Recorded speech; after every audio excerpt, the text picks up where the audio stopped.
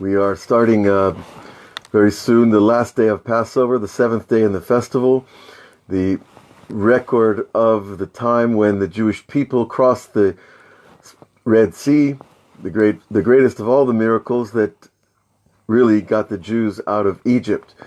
Our class is going to discuss the idea of the difference between matzah, the unleavened bread, the bread of humility, and chametz, which is, of course, is leavened bread, the bread that we add yeast to, and it puffs up in the oven, and it puffs up in our heads and various places that we don't want to get so puffed. But the whole idea is a very interesting one in the eyes of Rabbi Nachman and other Hasidic masters that teach us something very interesting.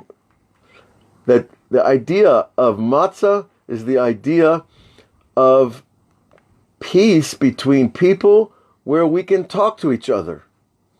And the idea of chametz, the leavened bread, is the idea of having peace with people but not talking. And if we look around our lives, we have lots of people that we're kind of like at peace with, but we don't talk to them. We can't even say hi on the street because we're embarrassed or because maybe it's an intrusion. But I have peace with them, I just don't say hi. Is that real peace? Maybe. Maybe it is. But the higher level peace is the peace where we can talk to each other. We can even disagree and still have peace because we still care about each other. We still love each other and each person at their level. But we can also talk about our differences and we can share ideas. And it's not a competition of self to simply just express our ideas.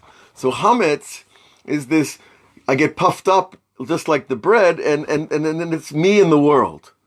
Whereas matzah is this bread of humility where it's not me in the world, it's just the world. Right? And so there's a huge difference between the two. Now, one idea of this that goes on further is that the difference between the spelling of the word matzah and chametz is the difference between the chet and the hey. Right? The matzah ends with the letter hey. Chametz begins with the letter chet. And the chet in the Kabbalah, in the letters of Rabbi Akiva, if you want to look it up in the book, the chet is a symbol for a fence. It's a closed structure with an opening at one side. So it's called a fence, the chet, the letter chet. Whereas the letter hey is called a window. It's an opening. So the difference between a closure and an opening really is kind of what we're talking about here on a personal, spiritual level. It's that having that opening to be able to talk to people and to be at peace and to be in connection with all people, whoever they are. Why do I prejudge? Prejudice is prejudge, right? And so that's a problem that we all pick up in this world that we need to fix. And so we eat the bread of humility and we open the window of communication. And that's the hey, as opposed to the closed window of the chet. So that's just something, a distinction we see in some of the letters of these two words. Now Shabbat, which will be coming in a few more days, right? Shabbat is also this idea of the peace that creates speech. Right? Not the peace that we sit at the table and we're quiet and we get along, like when you go to a cafeteria or someplace where everybody's eating and everybody's quiet. Nobody's talking. But on a Shabbat table, everybody's talking. Because Shabbat frees the soul to experience itself, to experience my heart, to be able to say what I need to say without fear. Fear of criticism, fear of being edited or challenged. All these types of fears are actually keeping our true self a little bit stuck inside the heart. And so that's why we keep the Pesach, the Arizal teaches us, is Pesach, the mouth that speaks. That when a person's in bondage, like we were in Egypt, and probably a lot of us still today or have some kind of bondage working on us, we need to open the mouth and talk. We need to express what we feel. And nowadays, because of this whole situation that we're in, it's harder to talk because we're alone. So many people are alone in their apartments. And how much can you sit online and talk? And how much can you communicate by phone? A lot. And it really is a gift that we have this technology to be able to communicate with each other. Because if people are really alone, and they don't have anybody to call, it's not a good situation spiritually or mentally. And it leads to much worse things that we all know about. So Pesach is the opening of the mouth to speak like that. Hey, it has a little window in the top of the letter, which is that ability to communicate, to transfer information from within to without. Now, we should also, interesting enough, that the bondage that we get in Egypt, that we got from Pharaoh, and we've been getting all along through these 2,000 years of exile, is the bondage of imported belief systems, right?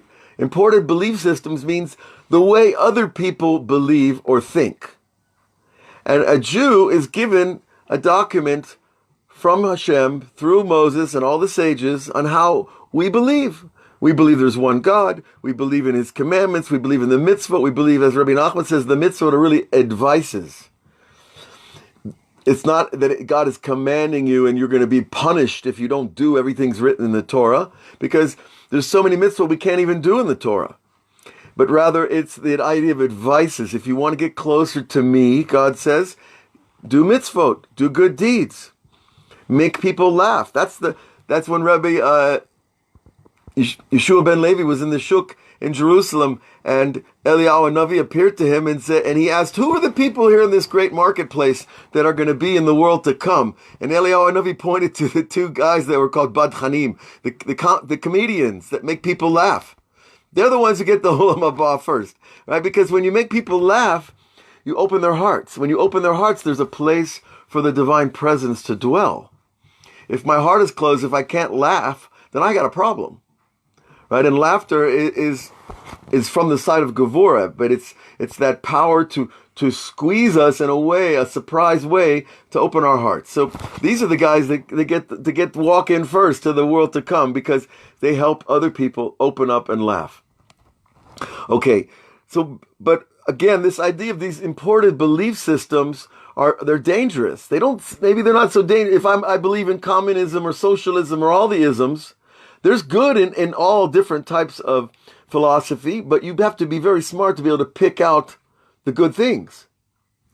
You know, as a man, we grew up with the advent of feminism, right? And men were afraid of feminism. And men immediately took a chauvinistic defensive posture to women's rights. But if anybody has a mind in their head, they're going to say, of course women deserve equal rights. Why shouldn't they? And then the Kabbalah comes along and tells us thousands of years ago that Adam and Eve were created eye to eye. They were created the same height, the same intellect, the same understanding, the same position of authority and power. And then they fell, and what happened, and we know the whole story. And so that women have been oppressed for thousands of years. So feminism is a good thing if it lifts up women. On the other hand, if it's used to break other laws, for example, in the Torah, or to oppress men in reverse, then we have to question that. What's going on here? Does feminism mean that I can walk around naked? Well, I don't think so. You know, you might like to do that. Well, there's nudist colonies for doing that. But, you know, it doesn't mean that it's gives me the right to do that. And so on and so forth. There's a lot of issues in our modern society about boundaries and about respectability. And, you know, we don't want to step on anybody's toes. But all these isms have good in them and not so good. And we have to be smart enough to separate the good from all the isms. I was saying yesterday on a class on Israel Talk Radio, might want to check it out, IsraelNewsTalkRadio.com, and it was a nice talk about the Messiah. And over there we mentioned PC. Being politically correct has good features in it. We shouldn't refer to people by their skin color. It's absurd. Or by their nationality. That's rude. Or by, all of these things that are incorporated in PC are designed to increase human dignity. And the Torah is all about human dignity. But what happens? Somebody finds the handle on PC and uses it to oppress in a reverse way. And I'm not going to go into that. You have to find that for yourself, and I'm sure it's not hard to find. But so on and so forth, what the Torah is trying to give us is a basic system of what we believe in and what helps us to treat each other properly. Any Jewish man doesn't need to be taught how to treat his wife with dignity if he learns the Torah properly. But unfortunately, a lot of guys come into the Jewish world from outside and they bring belief systems in that are oppressive and negative. And this goes on, we see it everywhere, in all aspects of life, in the business world, in the religious world, in the private world. And so the eating of matzah, if we want to bring it back, is this idea of let's humble ourselves before we talk. And then we'll really be able to talk. Because when we're humble, I don't have to prove anything to you. I don't have to judge other people from where their position is. When I have a sense of humility, I'm myself. Humility doesn't mean I'm lowly and I walk around with the bent shoulders and my head is forward and I don't, I'm like this, I'm a caricature of a 90-year-old man. That's not humility. What's going on in the heart is humility. And the Rebbe defines for us that humility is knowing your place. If you're the president, if you're the king, or if you're King Shaul, you're not allowed to hide behind the wagons like Shaul did in Sefer Shmuel. King Shaul is going to be crowned king of Israel, and he's hiding. He's being humble. Now, that's not how you're supposed to behave. That's not called humility. Humility is knowing your place, who I am in context. When I go into a classroom, I'm the teacher. I'm expected to behave a certain way. And when I sit at my own dining room table, I'm expected to behave a little differently. And when I go into my rabbi's dining room, I have to act accordingly there. So our humility is contextual. It's based on understanding who I am, where I am. And it's not a put down and it's not a puff up. And this again is the difference between chametz and matzah. That when I eat matzah, I know my place. I'm a Jew leaving Egypt. Right? I'm on the run. I got to get out of here. I got to get out of Egypt. I got to get out of Pharaoh and his belief systems. I want to be free. I want to be true. I want to be able to say what I need to say. And that's the Pesach as well. Now, just to tie it back in a deeper level, in the beginning of creation, we say that the reason God gave us the mitzvot was to elevate us above the angels, to attach ourselves to divine will. But to do so, we had to earn it. Because when people receive a gift, they're a little bit embarrassed. When you go and give somebody something, whether it's $1 or something you made, they have a little bit of shame to receive a gift, right? Or when you have people over your house, they always taught me, don't ask people if they want something to drink. Just give them something to drink. Right? Don't ask them if they want cookies. Just bring the cookies to the table. They'll eat if they want. But when you ask somebody if they want something, you're actually putting them on the lower side of the equation, making them the receiver. And when we make somebody into a receiver, we're being the big giver. And therefore, again, the balance of relationship is skewed a little bit. And so, in the beginning of creation, Adam received life. Life itself is a gift. And so Adam, all of us, receive life without having done anything to deserve it. And so the idea of being in this world is to stop eating the bread of shame, to be ashamed of myself, to be ashamed of being a receiver from God, and to say, no, I'm going to do something in the world that is going to make me feel good about being here, that I don't have to eat the shame anymore, the bread of shame. And so when we eat matzah, we're saying, I'm humble. I know my place. And I know I'm a Jew that's leaving Egypt and that has a place to go. And that place is Eretz Yisrael, and that place is the Torah itself. And when I know that, and I start to learn, and I start to do mitzvot, etc., then slowly, I feel this sense of self-esteem that's not touched by the shame of just being given things all the time. And if you know people that have been spoiled by their parents, which is not unusual, then you'll see that behind the surfaces of their receiving, there's a shame. I know a friend of mine whose parents are very, very wealthy, and he's always got this edge about money because he, didn't have to work so hard for his money. And so he's got to fight that shame, and that's a hard thing to fight. But the Torah gives us a way. The Torah says, be humble, know your place, learn the Torah, and you're going to learn how to behave with people. Okay, and so the Pesach is giving us all of this, and it's going to break that sense of unworthiness. And that's what the snake gave to Adam and Eve. The snake gave them the sense of shame. It said, oh, you're not going to get the world to come. God knows you'll be like him if you eat from that tree. Implying God doesn't want me to be like him. But if the snake knew the Torah, he'd say that we're already made in his image. So our tikkun is the self-discovery that we already are like God. And we don't need to eat from the fruit of das, the fruit of duality, of good and evil, you and me, us and them. We're already in the tree of life, the tree of the oneness, the tree of the unity. So that's what Adam and Eve should have said to the snake. Listen, buddy, you eat your fruit. We're fine the way we are. We see that everything's one. We don't need this duality. And of course, this argument goes on in the writings of the Kabbalah and Chassidut that they had to eat from it in order to gain appreciation of what they had when they were in the garden. Because when you're always in the garden, you never know what it's like outside. When you're always in the unity with God, you can't really appreciate it until you're outside that level of sensing a difference. So there is that component in the whole theology that it's worthy of talking about with a long time with our friends, but we're not going to talk too much today because the Hag is coming. But this Hag is a beautiful Hag. The rabbis describe it as Chetzio LaHashem, Chetzio Lanu.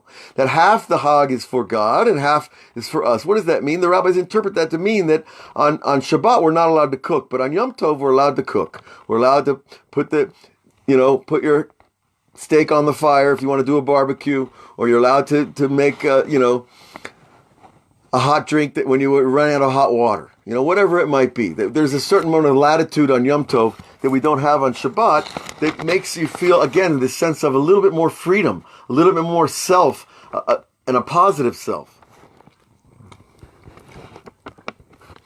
Now, another interesting idea of the difference between Chametz and Matzah is that Chametz starts with the letter Chet, and Chet and Mem, the first word in Matzah, the two together create the word Cham, or if you reverse the letters, it spells Moach. Now, Cham means hot, and when you turn the letters around, it turns it into Moach, brain. And it's very interesting that all the heat in the body rises up to the brain. And so our heads get hot first. And, there's always that phrase, the hot head, the guy who answers too fast, who gets angry easily, a person with a short fuse. All of that is when I don't have my moach in place, it turns to cham. So either I'm in the power of my mind, or I'm in the power of excitability, the heat, the fire. And so what we see is that on Pesach, we eat the matzah, and it calms down that heat, that fire. And if I get puffed up with myself by eating the leaven, the bread of self, then all of a sudden I get heated up very fast, and it turns hot. So there's that little interesting play on the letters and the words shows us that there is something going on, that we are here to fix the heat of the mind and to put it on the back burner and say, wait a second here. I need to speak to somebody. I'm going to tell them exactly what I feel. I'm angry. Not exactly, not necessarily. There's ways to communicate where we don't hurt people's feelings. There's ways to express things that we can speak our truth, and therefore, when I speak my truth, I maintain my self-esteem and my dignity, and yet I don't lock it down inside. Because when the Jews were in Egypt, can you imagine how much shame and anger they had at being slaves for hundreds of years? They only knew slavery. And so there was this bottled up feeling inside them, and I think inside all of us, this sense of this inability to express ourselves truthfully, but also with intelligence, with compassion, with understanding of the other person.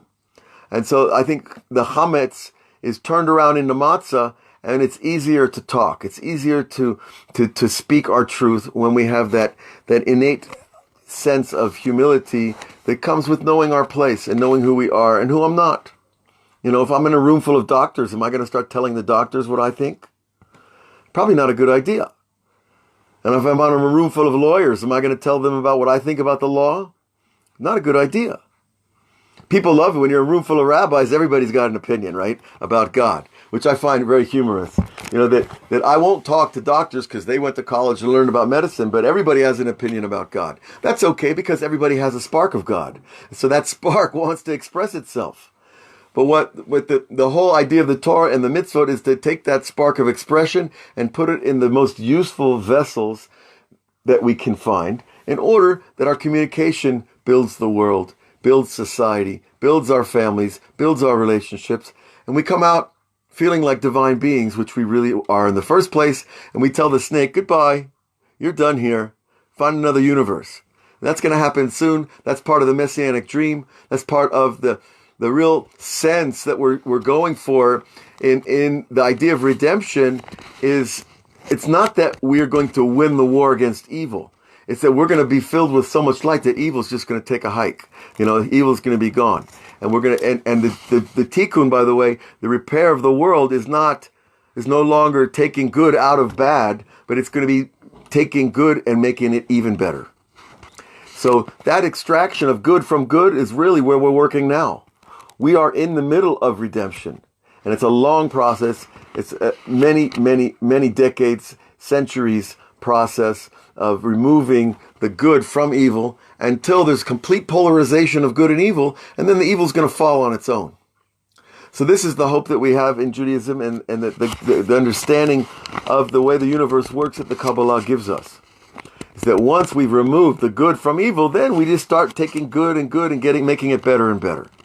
And we truly inherit our divine selves, and there's more to be revealed. So have a great Chag, a wonderful Shabbat, and we will look forward to seeing you on Thursday with our daily Rebbe Nachman class on Patreon.